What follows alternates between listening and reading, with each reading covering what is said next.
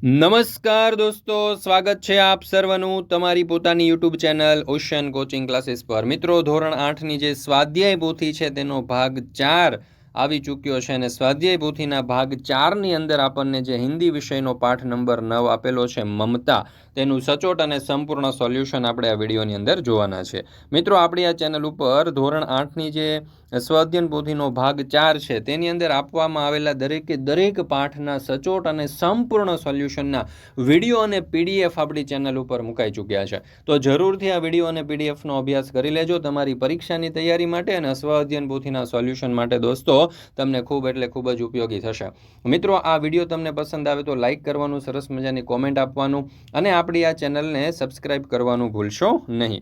ચાલો દોસ્તો, તો શરૂ કરીએ આપણે સ્વાધ્યાય પોથીનો ધોરણ 8નો હિન્દી વિષયનો પાઠ નંબર 9 મમતા।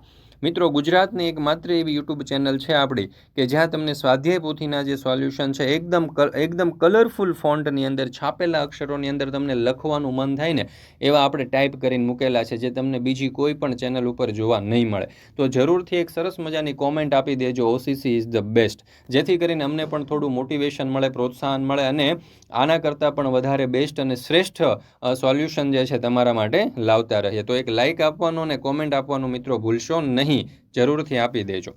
प्रश्न नंबर 1, सही विकल्प चुनकर बॉक्स में सही का निशान कीजिए। पहला सवाल, ममता के लिए किसी वस्तु का अभाव असंभव न था क्योंकि। तो जवाब आवश्य वह मंत्री चूड़ामणि की अकेली दुहिता थी। बीजू, ममता किस धर्म का पालन करना चाहती थी। तो जवाब आवश्य अतिथि धर्म का। त्रीजू, मुगल के प्राणों की रक्षा हुई क्योंकि। जवाब आवश्य ममता ने उसे आश्रय दिया।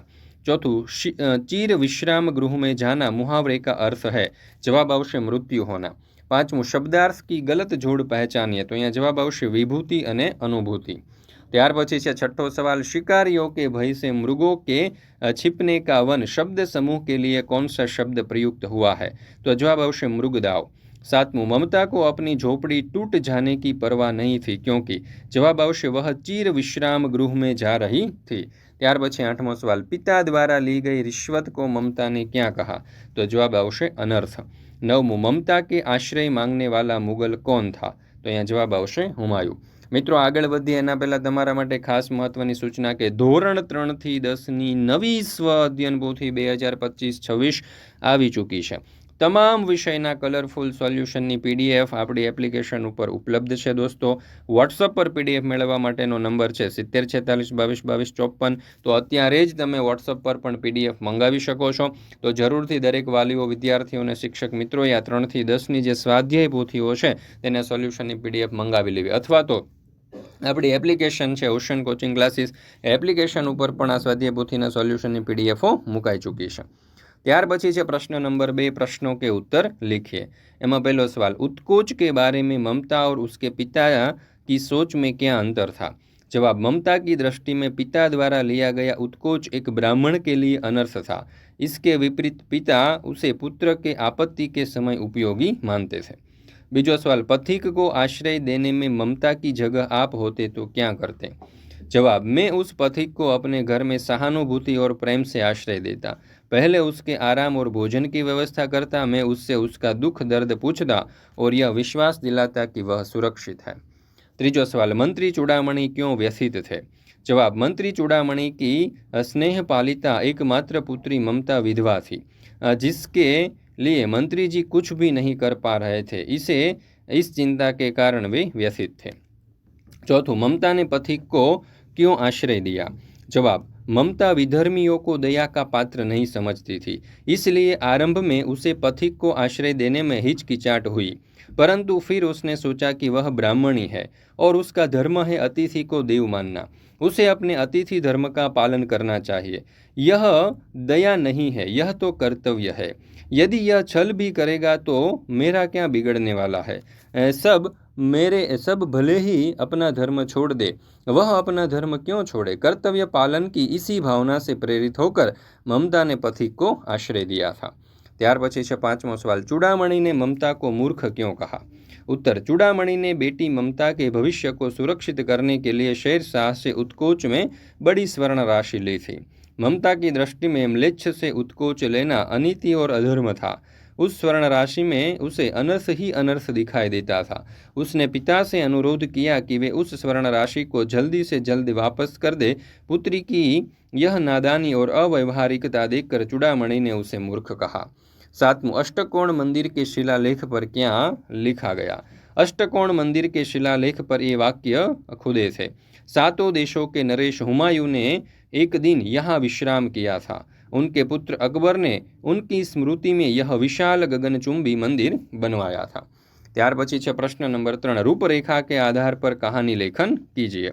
तो અહીંયા તમે જોઈ શકો છો, ઘના જંગલ, વૃક્ષોं पर पंछियों का बसेरा, रोज पंछियों का बच्चों के लिए दाना चुगने उड़ जाना, हर बार जाते समय बच्चों का समझाना। આવી રીતે સરસ મજાના તમે જોઈ શકો છો વાક્યો આપેલા છે અને આ વાક્ય ઉપરથી આપણે અહીંયા સરસ મજાની જે વાર્તા છે, કહાની છે એ પણ લખેલી છે। મિત્રો, આ સ્વાધ્યાય પોથી જે છે ધોરણ 8ના हिंदी विषयनी भाग 4 एनो आ पाठ नंबर 9 है, तेनु तमे जोई शको छो एकदम कलरफुल अने सचोट सोल्यूशन आपणे अहींया दर्शावेलुं छे। मित्रों, आपणे आ चेनल उपर धोरण 8 नी स्वाध्याय पोथीना भाग 4 ना दरेक विषयना दरेक पाठना संपूर्ण सोल्यूशनना विडियो अने पीडीएफ मुकाई चूक्या छे। तो जरूरथी दरेक वालीओ, विद्यार्थीओ अने शिक्षक मित्रोए आ स्वाध्ययन पोथी जे छे, स्वाध्याय पोथी जे छे तेना दरेक विषयना सोल्यूशन जे छे अने दरेक पाठना जे सोल्यूशन छे तेनो अभ्यास करी लेवो तमारी परीक्षानी तैयारी माटे अने साथे साथे स्वाध्याय पोथी पूरवा माटे, लखवा माटे पण तमने खूब ज उपयोगी थशे। तो मित्रों, अहींया तमे जोई रह्या छो धोरण 8 हिंदी विषयनी पाठ नंबर 9 जे छे ममता, तेनी जे स्वाध्याय पोथी छे तेनुं सचोट अने संपूर्ण सोल्यूशन। त्यार पछी छे प्रश्न नंबर 5, समानार्थी शब्द लिखकर मूल शब्द का वाक्य में प्रयोग कीजिए। दुर्ग, दुर्गनुं समानार्थी थशे किला अने वाक्य आवशे महाराणा प्रताप का दुर्ग आज भी उनकी वीरता की कहानी सुनाता है। प्रवाहनुं थशे बहाव, वाक्य नदी के जल का प्रवाह बहुत तेज था। दुहितानुं थशे पुत्री, वाक्य आवशे राजा जनक की दुहिता सीता थी। व्यथितनुं थशे पीड़ित, वाक्य आवशे परीक्षा में असफल होने के कारण वह बहुत व्यथित था। त्यार पछी 5मुं छे उत्कोच, एनुं थशे घूस, वाक्य आवशे उत्कोच लेना और देना दोनों ही अपराध है। वधनुं थशे हत्या, वाक्य आ प्रमाणे बनशे प्राचीन कथाओं के अनुसार राम ने रावण का वध किया था। आश्रयनुं थशे आसरा, वाक्य आवशे गरीबों को रहने के लिए एक सुरक्षित आश्रय मिलना चाहिए। आजीवननुं थशे जीवन भर, वाक्य आवशे उन्होंने आजीवन देश की सेवा करने का संकल्प लिया। उपहारनुं थशे भेंट अने वाक्य बनशे जन्मदिन पर मुझे मेरी सहेली से एक सुंदर उपहार मिला। हताशानुं थशे निराशा, वाक्य आवशे बार बार की असफलता से उसके मन में हताशा छा गई। त्यार पछी छे प्रश्न नंबर 6, निम्नलिखित वाक्यों का वचन बदलकर फिर से लिखिए। पेड़ पर चिड़िया बैठी है तो पेड़ों पर चिड़िया बैठी है। घर का दरवाजा बड़ा है तो घरों के दरवाजे बड़े हैं। मैदान में नदी बहती है तो मैदानों में नदियाँ बहती है। कक्षा में लड़का बैठा है तो कक्षा में लड़के बैठे हैं। मंदिर में घंटी बज रही है तो मंदिरों में घंटियाँ बज रही है। ત્યાર પછી છે પ્રશ્ન નંબર 7, પરિચ્છેદ को बढ़कर दिए गए प्रश्नों के उत्तर लिखिए। तो અહીંયા એક સરસ મજાનો આપણને પેરેગ્રાફ આપવામાં આવેલો છે। આ પેરેગ્રાફને તમારે ધ્યાનપૂર્વક વાંચવાનો છે અને સમજવાનો છે અને એના ઉપરથી જોઈએ આપણે પહેલો સવાલ। पारिजात नीले आसमान में सिर उठाकर शान से क्यों खड़ा रहता था? जवाब, पारिजात अपनी सुंदरता, रंग, रूप और गुणों के कारण शान से खड़ा रहता था क्योंकि उसका कोई मुकाबला नहीं था। बीजू, जंगल नंदन कब बन जाता था? जवाब, जब पारिजात सुगंध भरा पराग जंगल में बिखेरता था तब जंगल नंदन बन जाता था। सब पारिजात की तरफ क्यों भागते थे? जवाब, पारिजात की सुंदरता, झिलमिलाते नन्हे फूलों और सुगंधित पराग के कारण सब उसकी ओर खींचे चले आते थे। तितली के लिए परिच्छेद में कौन सा विशेषण प्रयुक्त किया गया है? तितली के लिए सतरंगी और चटकीली विशेषण प्रयुक्त हुए हैं। 5, इसी परिच्छेद का उचित शीर्षक लिखिए। पारिजात का पेड़ या सुंदर पारिजात।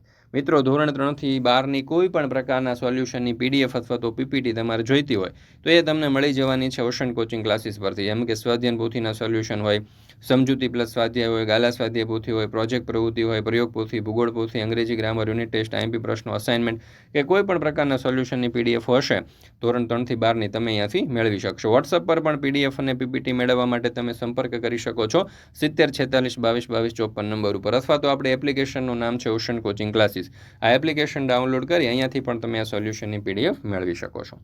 ત્યાર પછી છે પ્રશ્ન નંબર 8, निम्नलिखित वाक्यों को सूचना के अनुसार फिर से लिखिए।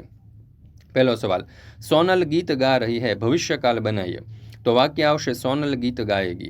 राजेश सोमनाथ गया था, वर्तमान काल बनाइए तो वाक्य आवशे राजेश सोमनाथ जा रहा है। हर्ष कल उपवास करेगा, भूतकाल बनाइए तो जवाब आवशे हर्ष ने कल उपवास किया था। विकास अक्सर जागता रहता था, वर्तमान काल बनाइए तो जवाब आवशे विकास अक्सर जागता रहता है। ત્યાર પછી પાંચમું છે ખુશી કા ગૃહ કાર્ય જલ્દી સમાપ્ત હો ગયા, ભવિષ્યકાલ બનાવીએ તો વાક્ય આવશે ખુશી કા ગૃહ કાર્ય જલ્દી સમાપ્ત હો જાયેગા। તો મિત્રો અહીંયા આપણે આ ધોરણ 8ના હિન્દી વિષયની જે સ્વાધ્યાય પોથી છે, સ્વઅધ્યયન પોથી છે, તેના પાઠ નંબર 9નું સોલ્યુશન પૂર્ણ કરીએ છીએ।